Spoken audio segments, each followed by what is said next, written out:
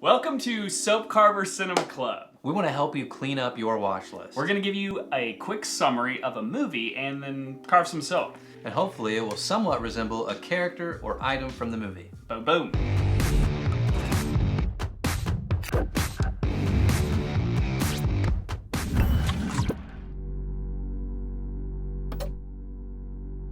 My name is Austin. And I'm Jordan. Today's movie is The Batman, starring Robert BATtinson as the Batman, Zoe Kravitz, Selena Kyle, aka Catwoman, Jeffrey Wright, who is Lieutenant James Gordon, Paul Dano as the Riddler, who kept us very on edge. Oh, scary, very scary. I loved it. Colin Farrell with the best makeup in the movie, as you would probably know him, the Penguin. Full name, Oswald Cobblepot. When the Riddler, a sadistic serial killer, begins murdering key political figures in Gotham. The Batman is then forced to investigate the city's hidden corruption, and he starts questioning his family's involvement in all of that. What are you carving today, Bed? Did you say babe? Bed? We're not that close. I'm gonna use, first of all, this appropriately themed black knife here. There it is. And I'm gonna carve the bat signal. Bat signal or the bat symbol? I'm glad that you clarified. The bat signal. Signal? Signal. So the round thing with the... Yeah, I'm gonna turn this into that. Well, based on everything I've carved thus far, you can tell I'm up for the challenge. I believe I'm gonna attempt the Batman. The whole Batman? The whole Batman. I'll tell you what though, man, right now, not Christian Bale, Robert BATtinson can do no wrong. Everything he's been in as of late has just been amazing. Name one other thing he's been in as of late. What was that movie called? King, with Timothée Chalamet. Did you watch that one? No. It was pretty good. No, he plays a French prince. Anyways, we're not talking about the King. He's also in Good Times, I think it was called. Did you watch that one? Nope. Okay. Well, The Lighthouse. I didn't watch that one, but it looked pretty intense. I'm trying to incorporate it into the soap carving. In the bat suit, he was wearing like these, like his cape had like this... Like the neck part? Neck part. I'm still in the honeymoon phase of this movie. Oh, for sure. But I think that this was the coolest looking Batman costume. It had like the right amount of DIY to it. Yeah, well, like plus Elon Musk would probably make that. Well, in this Batman, we don't have Fox. He's not in every Batman story, but in this one, we don't get him. So we're not getting that military grade Batman suit. You know, it's like you said, it's kind of homemade. I thought some of the straight on shots, Robert Pattinson, or you know, his Batman could kind of come off a little goofy looking. He definitely looked like he had the flattest nose of all the Batmans, but that was only from a straight angle. Right, and he would Just turn from the sideways side, and it was you're just like, like oh, the he has most a nose. magnificent, like, just beautiful Batman face I've ever seen. Speaking of Bruce Wayne, what did you think about this kind of take on him? One of the things that was super relevant, some people probably picked up on it quicker than I did, but this is an early Batman. We're in his first 2 years. Yeah, whether it just be like how he like handles situations, how quickly he gets to a place, when he's deploying a parachute at one point in the movie. Yeah, this Batwing suit or whatever. Yeah, I really liked how depressed Robert made that role. I'm very excited to see what Robert Pattinson kind of, where he kind of takes this Bruce Wayne. I mean, he is kind of emo. He's listening to a lot of Nirvana. I got some serious teenage angst from that. I got chills from the soundtrack of this movie. I literally will sit, just listen to the Batman. The other day I was listening to it in the shower. Letting that rain hit me. Felt like I was Bruce Wayne. Turn out all for a the second. lights and take a shower.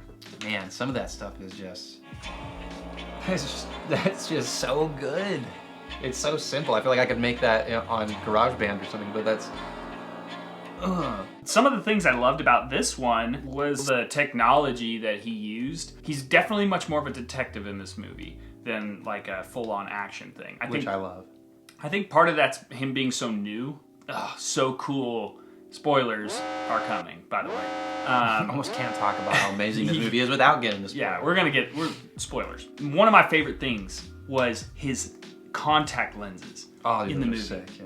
He basically will take those things out and he puts them on this little reader and it just plays back his memories essentially. And I was like, This is 2022. Why don't we have that? I know, we probably do some way. The Batcave I thought was sick. Oh my God, dude, I felt like I was a little kid on Saturday morning cartoons. If only I had a bowl of cereal, it would have been perfect. I felt like when he pulled up to that I can't speak. When he pulled up to that Batcave, I don't know, like that was the absolute hands down best version of the Batcave, I think, in Batman cinema history. You know, I said that as well, and then I went back and I watched the Batman Begins, and it was like through a waterfall, and I was like, that's kind of cool too. I mean, that's kind of sick. It just really had those, you know, the animated series vibes for me. I don't know. Well, speaking of the Batcave and how awesome that was, just Gotham City in general, that first pan, I think it was a pan down. This movie, from a cinematography standpoint, was everything. There were some weird out of focus elements during most of the movie, and then I looked it up. What they did is they were filming on anamorphic lenses, but there was times when they like would put things on the lens itself or on filters on the lenses so that it really had very ugly fall off. I just thought it was done so well. By the end of the film, I was craving more warm sunlight outside. Like I was like, this was great, but I need some happiness. I've definitely been depressed ever since I've seen that movie. I had this very strong urge to avenge my parents' death for some reason. I don't know why. Jordan, your parents are still alive. I know, but I was always a DC fan growing up. My grandfather was a security guard at Six Flags. And you might be asking yourself, well, Jordan, how's that relevant at all? And maybe it's not. I thought the Riddler was phenomenal. Fantastic. Oh, Dano? I think it's Dano. Dano, yeah, I think so.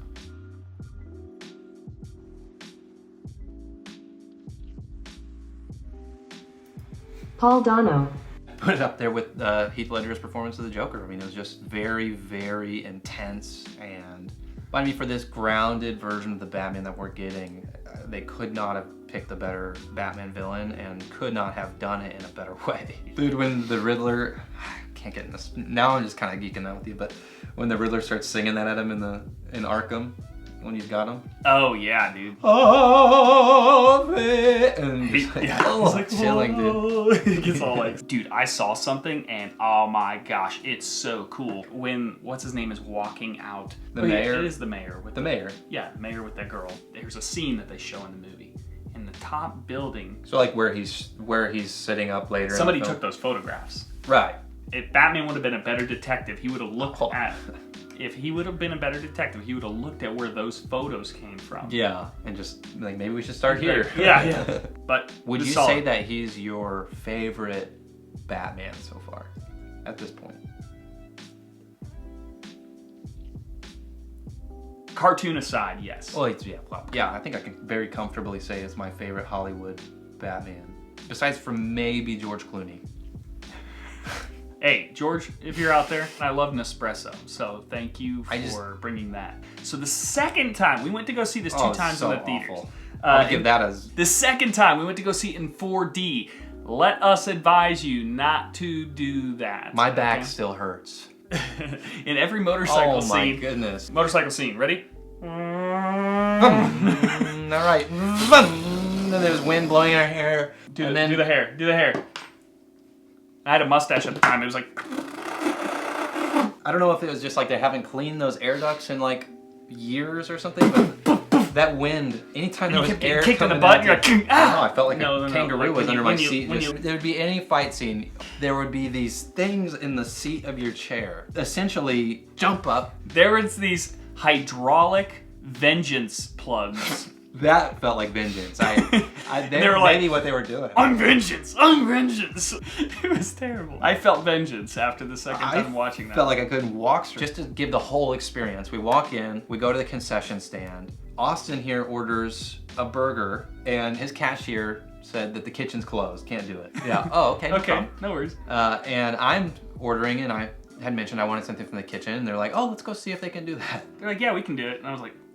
So Austin, proceeds to go cuss out the cashier. That's not true. That is not true. But anyway, so we get the cheeseburgers, fries, great fries actually. This was at B&B, by the way. Yeah, and we're sitting there, not sponsored, in these like crappy horribly uncomfortable 40 Very upright, capable chairs. where the chair stops. Your knees are to your ears. About 6 inches from your knee. Yeah, so they get I'm you. not a tall person. They get your legs up and high, kind of like you're at the, you know, the open. So we're sitting there trying to eat our burger, Hydraulic vengeance. and all of a sudden, in the middle of eating my burger, fries are going everywhere. Needless to say, don't ever watch a movie in 4D. It's not great. Let's clean it up. Yeah, Jordan, what's your soap bar rating? I really, really want to give this movie a 10, but I can't. Okay. Just because, how can you possibly make a 10? But There has to be a fault. Gotta give this movie a... Hold on, let me think of the best movie I've ever seen in my life.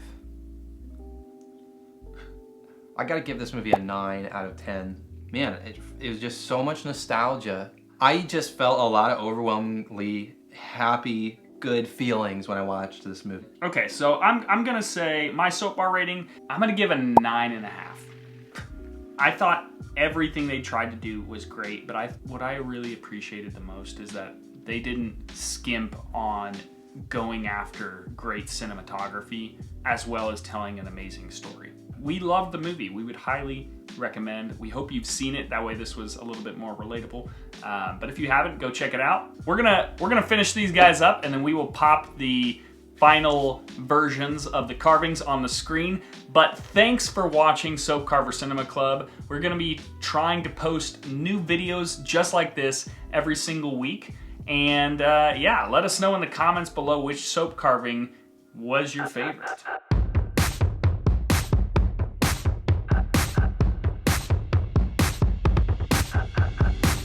Make sure to leave your soap bar rating in the comments to let us know what you thought of the movie. Drop a soap emoji. Or 2. Or 3. Or I could see 4 as being a solid number. I could see that. How about 5? 5 makes sense. 6? 6 would be good. Check this out, YouTube. Tell me what you think about something like this. Eczema, you know, shout out anybody that has that. No, because I like to have normal bowel movements, but... yeah, we're not smart at all. We're dumb idiots. I love Robert BATtinson. I want to have his babies. Okay. Strike that. I liked your performance in Twilight. His performance was solid. I never seen those movies unless I was trying to rephrase that. I'm very depressed and